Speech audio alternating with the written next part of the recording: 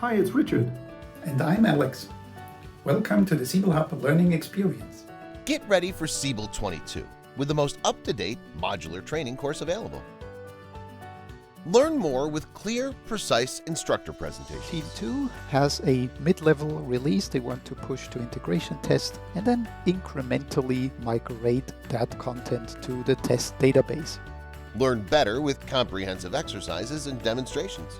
Now the next step to be executed is the business service, and we can click Simulate Next. This executes the business service and we can inspect the output in the workflow process data panel.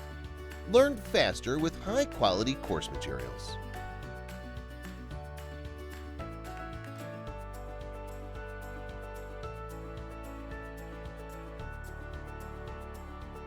Go to SiebelHub.com and start learning today.